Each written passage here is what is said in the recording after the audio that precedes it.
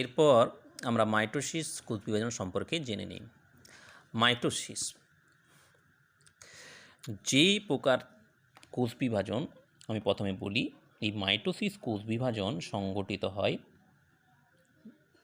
দেহকোষে।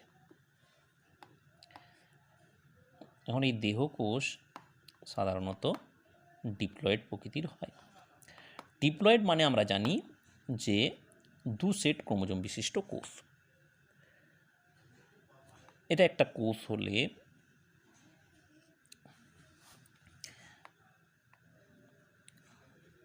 এই diploid chromosome সংখ্যা যদি 8 ধরি,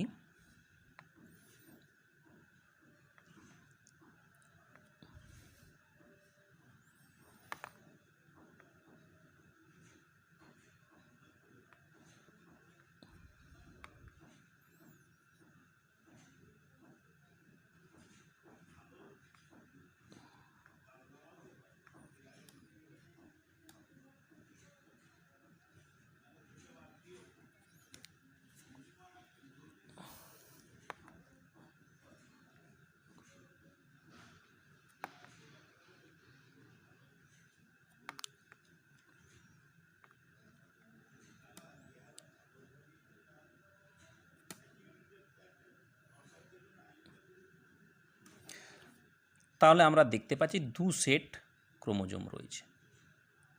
প্রতিটা ক্রোমোজোম জোড়ায় জোড়ায় অবস্থান করেছে। লালগুলোকে আমরা এক সেট ধরতে পারি, এটা এক সেট, এবং এই নীলগুলো এক সেট। তাহলে দু সেট ক্রোমোজোম রয়েছে। এই দু সেট ক্রোমোজোমের মধ্যে এক সেট আসে মাতার কাছ থেকে, এক সেট আসে পিতার কাছ থেকে। যাই হোক, এই দু সেট ক্রোমোজোম বিশিষ্ট কোষকে আমরা ডিপ্লয়েড বলি। দেহকোষ হচ্ছে ডিপ্লয়েড হয়, আর মাইটোসিস সংগঠিত হয় এই দেহকোষে। যাই হোক, এই প্রকার কোষ বিভাজনে কি হয় না, দেহকোষ বা দেহমাতৃকোষ বিভাজিত হয়। দেহকোষ বা দেহমাতৃকোষ বিভাজিত হয় এবং বিভাজিত হয়ে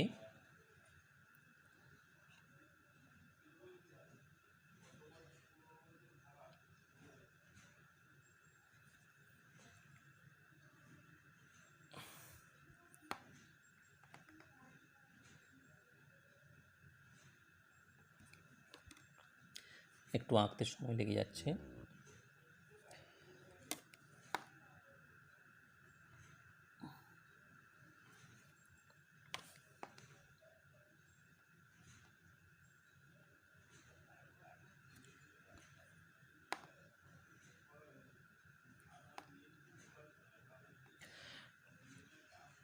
এটা একটা কোষ, ডিপ্লয়েড কোষ, 2n=4 দেখতে পাচ্ছি।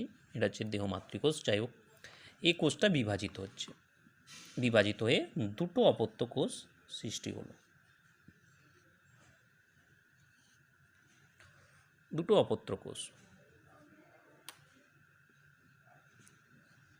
এই দুটো অপত্য কোষ এই প্রকার বিভাজনের মাধ্যমে যারা উৎপন্ন হয়েছে,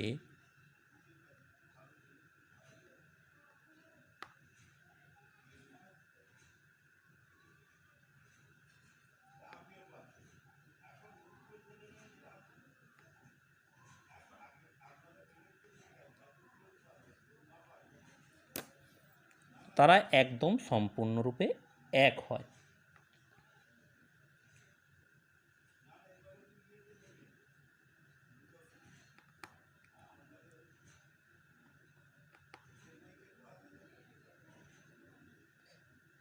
মাতৃকোষ এবং অপত্য কোষ সমস্ত দিক থেকে একই হয়।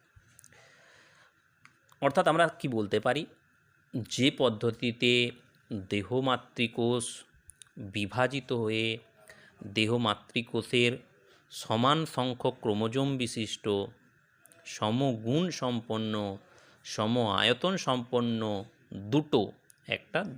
দুটো অপত্য কোষ সৃষ্টি করে, তাকে মাইটোসিস বলে। তাহলে আরেকবার বলি, যে পদ্ধতিতে দেহমাতৃকোষ বিভাজিত হয়ে মাতৃকোষের সমান সংখ্যক ক্রোমোজোম বিশিষ্ট, এখানে 2n সমান 4 ছিল, এই অপত্য কোষেও 4 করেই ক্রোমোজোম আছে। দেহ মাতৃকোষের সমান সংখ্যক ক্রোমোজোম সম্পন্ন দুটো অপত্য কোষ সৃষ্টি করে তাকে মাইটোসিস বলে। এখন এই মাইটোসিসকে বলা হয় এই কারণেই সদৃশ বিভাজন। কেন বলা হয়? খুবই সহজ, কারণ মাতৃকোষের ক্রোমোজোম সংখ্যা অপত্য কোষের সমান হয় এবং অপত্য কোষগুলো মাতৃকোষের সমগুণ সমায়তন সম্পন্ন হয় বা সমগুণ সম্পন্ন হয়, সেই কারণে একে সদৃশ বিভাজন বলা হয়। তো এই মাইটোসিস বিভিন্ন ক্ষেত্রে আমাদের খুব গুরুত্বপূর্ণ, বিশেষ করে অনুন্নত জীবেদের ক্ষেত্রে এটা একটা সংখ্যা বৃদ্ধির উপায়, মানে জনন কার্যে সাহায্য করে। আর উন্নত জীবেদের ক্ষেত্রে আমরা জানি যারা বহুকোষী জীব হয় তাদের জীবনচক্র শুরু হয় বা জীবন শুরু হয় একটাই মাত্র কোষ দিয়ে, যে কোষটাকে আমরা জাইগোট বলি।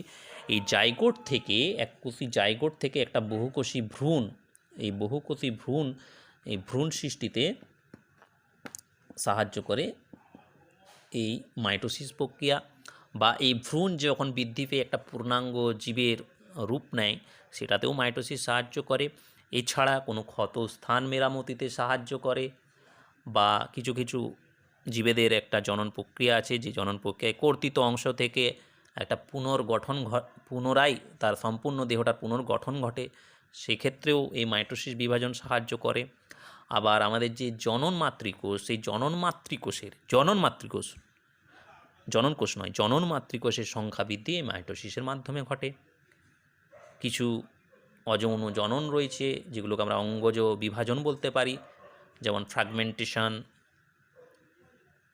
বা পুনরুৎপাদন, বা এই যে ঘটনাগুলো ঘটে জনন, বিভিন্ন প্রকার অযৌন জনন, সেগুলো এই মাইটোসিসের মাধ্যমেই ঘটে থাকে। এছাড়া মাইটোসিসে আমাদের যে দেহকোষের যে ক্রোমোজোম সেগুলো সমান থাকে, অর্থাৎ ক্রোমোজোম সংখ্যা সমান রাখতেও সাহায্য করে।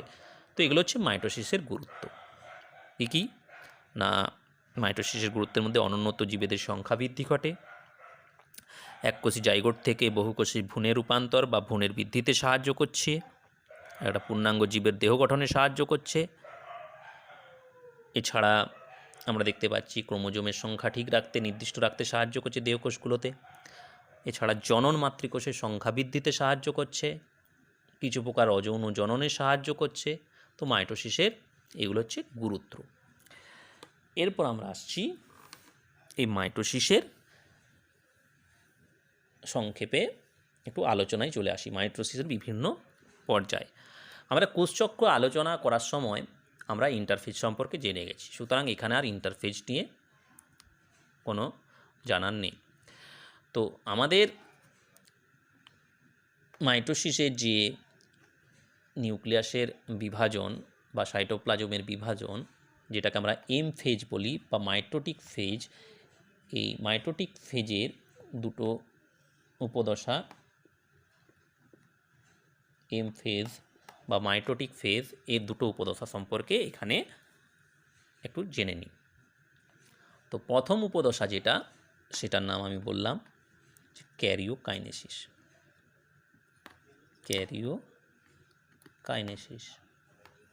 ক্যারিওকাইনেসিস কেন বলা হয় আমরা জানি যে ক্যারিয়ন থেকে এসছে, ক্যারিয়ন মানে নিউক্লিয়াস, অর্থাৎ কাইনেসিস মানে হচ্ছে বিভাজন, ক্যারিওকাইনেসিস মানে হচ্ছে নিউক্লিয়াসের বিভাজন।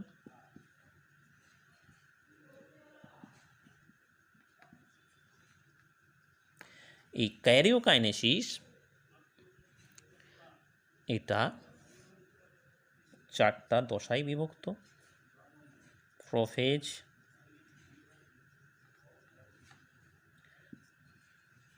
Metaphase, anaphase, telophase. ক্যারিওকাইনেসিস অপর একটি দশা হচ্ছে সাইটোকাইনেসিস।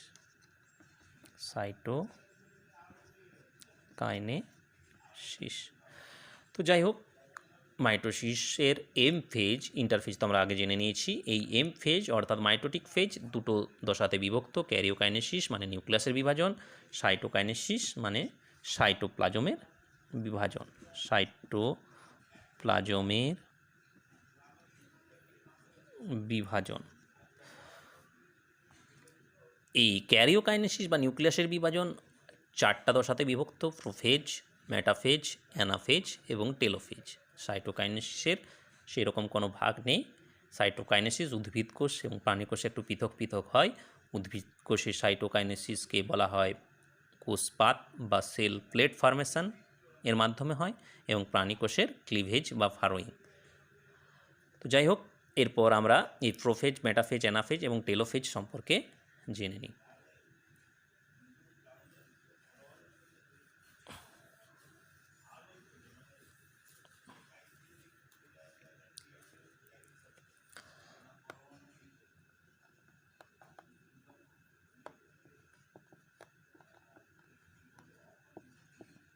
প্রোফেজ। প্রোফেজ হলো ক্যারিওকাইনেসিসের প্রথম উপদশা। একটা কোষের ছবি আঁকলে এটা একটা প্রাণী কোষ, সাধারণত গোলাকার। এটা একটা উদ্ভিদ কোষ।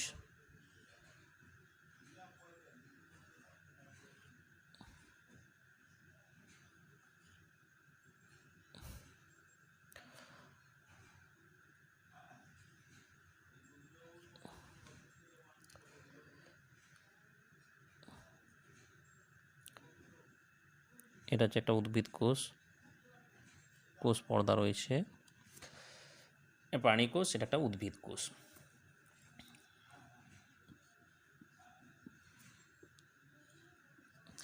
যাই হোক,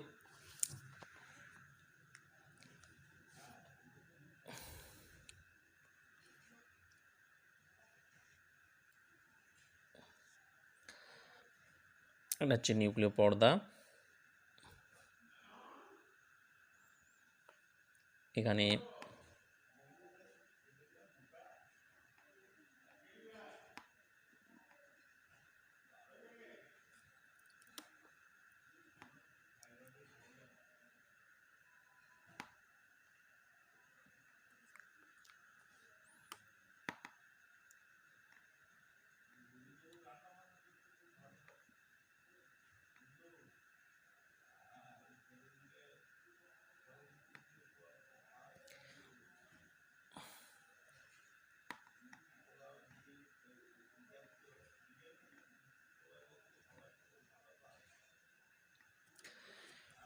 এখানে আমরা দেখতে পাচ্ছি, আমরা প্রাণী কোষ নিয়েই আঁকছি। উদ্ভিদ কোষও একই, শুধুমাত্র কোষ প্রাচীর থাকবে আর এখানে সেন্ট্রোজোম থাকবে। একটাই পার্থক্য, আমরা বইয়ের ছবিগুলো পৃথকভাবে দেখে নিতে পারি। ছবি আঁকলে আরও ভিডিওটা অনেকক্ষণ বড় লাগবে। যাই হোক,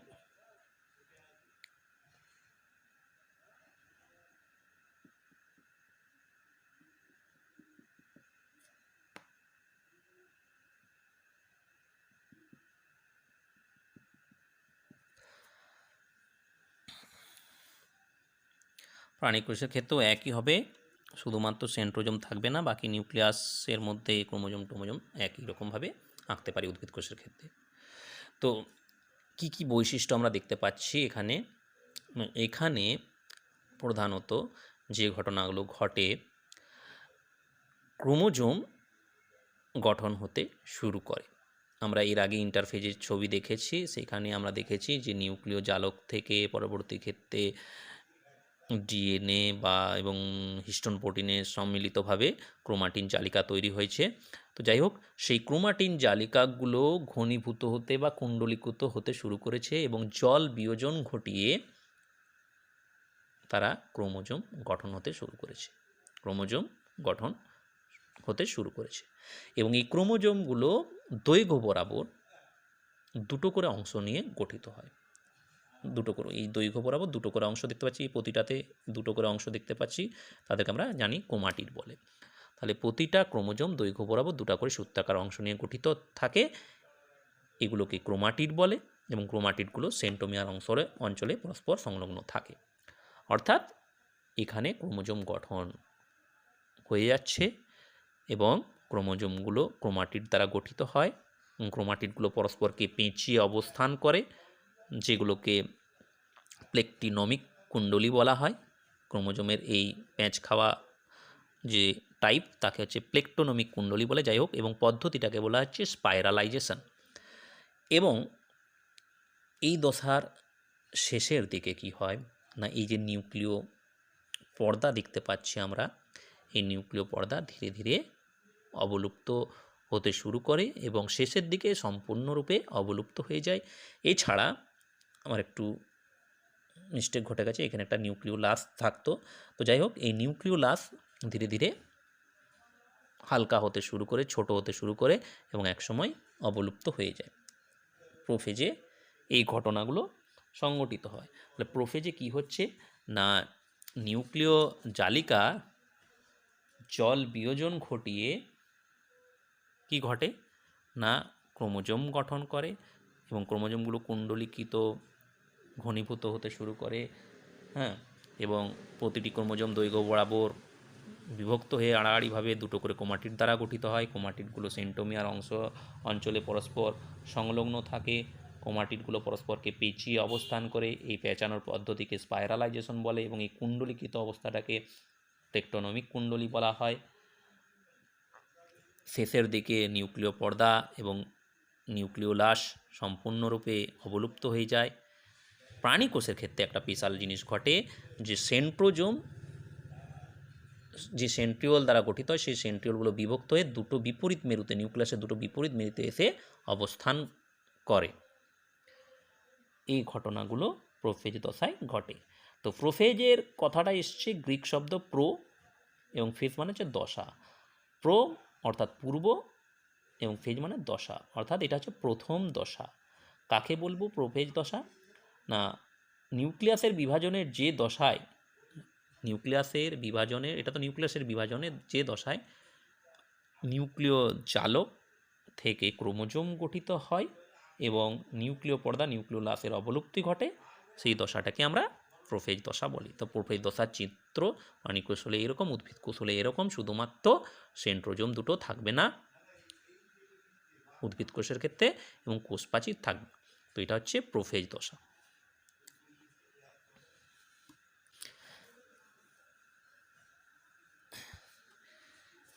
এরপর আসছি আমরা দ্বিতীয় দশা, মেটাফেজ দশা।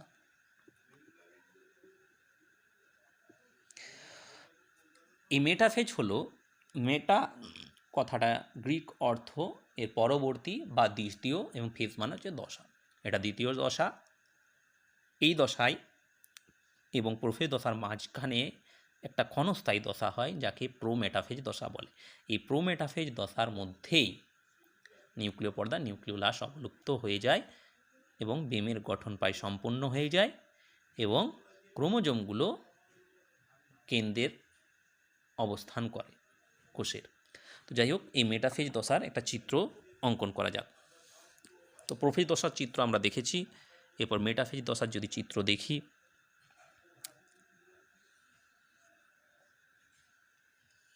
কোষ,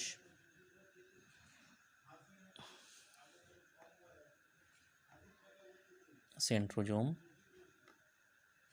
প্রাণী কোষের যেহেতু চিত্র আঁকছি, উদ্ভিদ কোষের চিত্র আমরা কোষ প্রাচীর দিয়ে আঁকতে পারি, কিন্তু সেন্ট্রোজোম তখন আঁকা চলবে না, সেন্ট্রোজোম থাকে না উদ্ভিদ কোষে।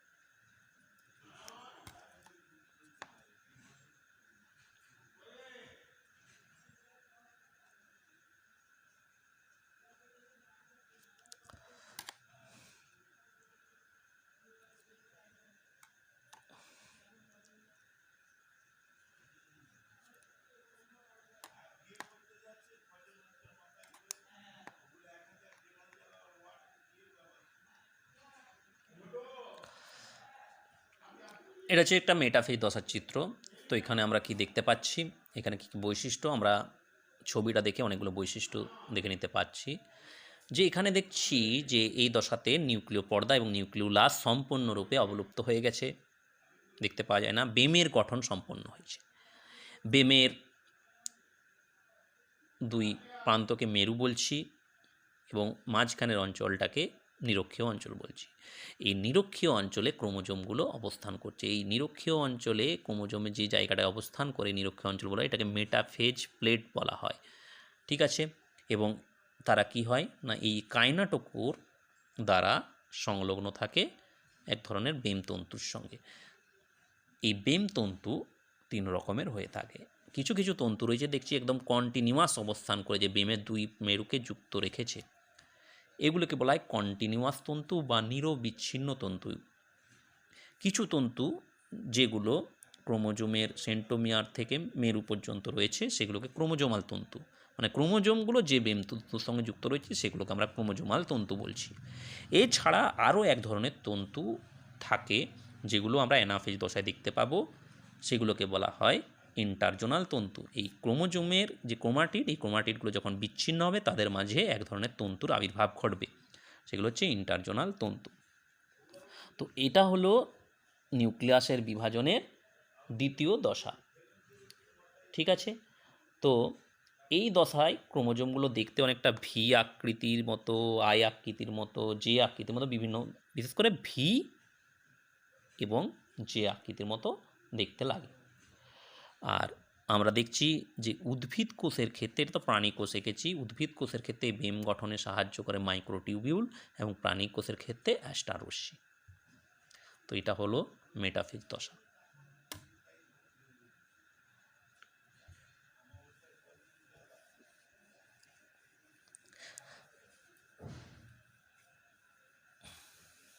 তো মেটাফেজ কাকে বলবো? সংজ্ঞা: নিউক্লিয়াসের বিভাজনের যে দশায় বেমতন্তুর গঠন সম্পন্ন হয় এবং ক্রোমোজোমগুলো নিরক্ষীয় অঞ্চলে অবস্থান করে, সেই দশাকে আমরা মেটাফেজ দশা বলি। এরপর আসছি অ্যানাফেজ। অ্যানা কথাটার অর্থ হলো, গ্রিক শব্দ অ্যানা কথাটার অর্থ হলো আপ বা উপরে, এবং ফেজ মানে দশা, মানে এটা হচ্ছে তৃতীয় দশা। যাই হোক, পরবর্তী দশা উপরের দশা। তো এই দশায় কি হয় সেই ঘটনাগুলি আমরা দেখে নিই।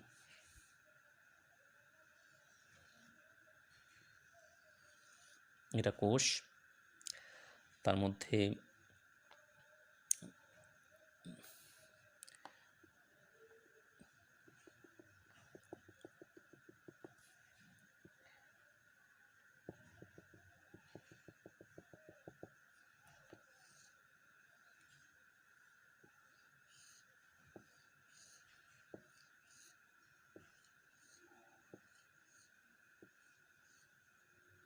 ঠিকঠাক করে একটু আঁকতে হবে।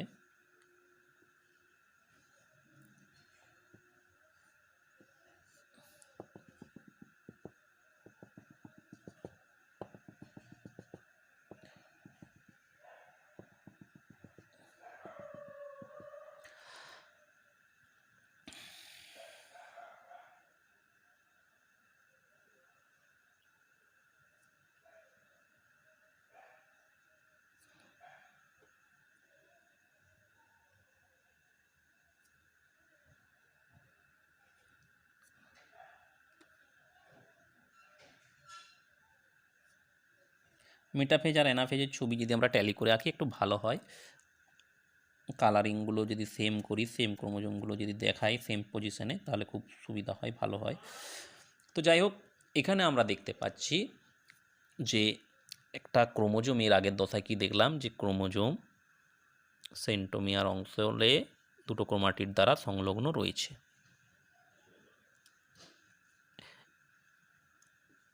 এটা হচ্ছে সেন্টোমিয়ার, এটা হচ্ছে একটা ক্রোমাটিড, এই একটা ক্রোমাটিড। তো কি হয় এই দশাতে, এই সেন্টোমিয়ারটা বিভক্ত হয়ে যায়, দুটো সেন্টোমিয়ার বিভক্ত হয়ে যায়, এবং সেন্টোমিয়ারগুলো বিভক্ত হয়ে গেলে দুটো ক্রোমাটিড পরস্পর থেকে বিচ্ছিন্ন হয়ে যায়, এবং প্রতিটা বিচ্ছিন্ন হওয়া ক্রোমাটিডে একটা করে সেন্টোমিয়ার রয়েছে। এখন এই পরস্পর থেকে বিচ্ছিন্ন হওয়া যে ক্রোমাটিড, এদেরকে তখন সিস্টার ক্রোমোজোম বা অপত্য ক্রোমোজোম বলা হবে। এই অপত্য ক্রোমোজোম গঠিত হয় এবং এই অপত্য ক্রোমোজোম যে গঠিত হলো, কি বললাম তাহলে, এই ক্রোমোজোমের সেন্ট্রোমিয়ার বিচ্ছিন্ন হয়ে যায়, ভেঙে যায় দুভাগে, এবং প্রতিটা ক্রোমাটিড একটা করে সেন্ট্রোমিয়ার লাভ করে অপত্য ক্রোমোজোমে পরিণত হয়, অর্থাৎ অপত্য ক্রোমোজোম এই দশায় গঠিত হচ্ছে। এরপর মেটাফেজে বলেছিলাম যে এদের মাঝে, এই ক্রোমোজোমগুলোর মাঝে এক ধরনের তন্তু, বেমতন্তু সৃষ্টি হয়, যাকে ইন্টারজোনাল বেমতন্তু বলে। এরপরে ইন্টারজোনাল বেমতন্তু প্রসারিত হয় এবং ক্রোমোজোমাল বেমতন্তু সংকুচিত হয়। ক্রোমোজোমাল বেমতন্তু, এটাতে লেগে রয়েছে যে তন্তুটা, এটা সংকুচিত হচ্ছে এবং এর মাঝে একটা তন্তু আবির্ভাব ঘটছে, এটাকে ইন্টারজোনাল তন্তু প্রসারিত হচ্ছে, এই তন্তুটা সংকুচিত হচ্ছে।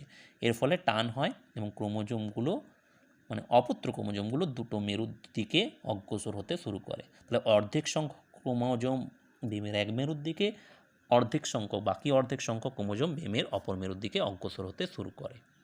তো অ্যানাফেজ দশায় ক্রোমোজোমের এই ধরনের চলন লক্ষ্য করা যায়, একে অ্যানাফেজীয় চলন বলে। ক্রোমোজোম ভি আকৃতি, আই আকৃতি, এল আকৃতি, জে আকৃতি, বিভিন্ন আকৃতি বিশিষ্ট দেখতে লাগে। তাহলে অ্যানাফেজীয় চলন এই দশায় লক্ষ্য করা যায়। কি কারণে হয় অ্যানাফেজীয় চলনটা? ক্রোমোজোমাল বেমতন্তুর সংকোচন, ইন্টারজোনাল বেমতন্তুর প্রসারণ। এর ফলে অর্ধেক সংখ্যক ক্রোমোজোম বেমের এক মেরুর দিকে, বাকি অর্ধেক সংখ্যক বেমের অপর মেরুর দিকে অগ্রসর হতে শুরু করে। একে অ্যানাফেজীয় চলন বলে। আর নিউক্লিয়াসের বিভাজনে যে দশায় অপত্য ক্রোমোজোম সৃষ্টি হচ্ছে এবং অপত্য ক্রোমোজোমগুলো বেমের দুটো মেরুর দিকে অগ্রসর হচ্ছে, সেই দশাকে আমরা অ্যানাফেজ দশা বলছি। ঠিক আছে, এটা হচ্ছে অ্যানাফেজ দশার চিত্র।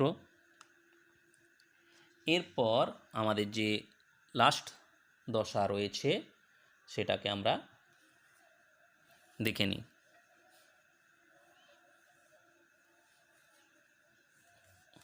সেটা হলো টেলোফেজ দশা।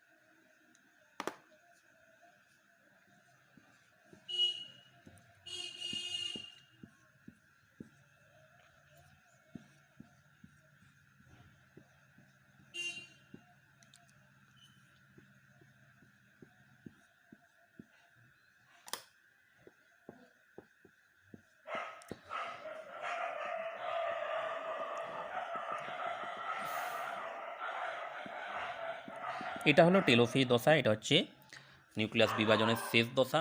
এই দশায় কি হচ্ছে আমরা দেখছি যে অ্যানাফেজ দশার শেষ দিকে কি হয়, ক্রোমোজোমগুলো দুটো বিপরীত মেরুতে পৌঁছে যায় এবং ক্রোমোজোমের যে কুণ্ডলী বা ঘনীভবন সেটা খুলতে শুরু করে, ক্রোমোজোমের কুণ্ডলীগুলো খুলতে শুরু করে।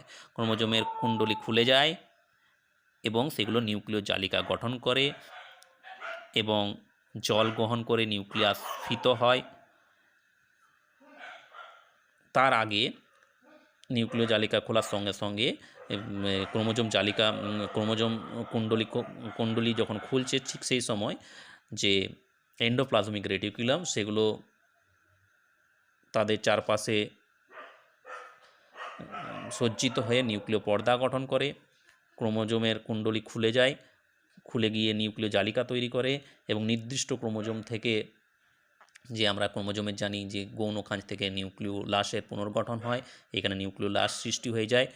এর ফলে কি হয়, দুটো মেরুতে দুটো নিউক্লিয়াস তৈরি হয় এবং সেন্ট্রোজোমগুলো প্রতিটি নিউক্লিয়াসের সংলগ্ন থাকে।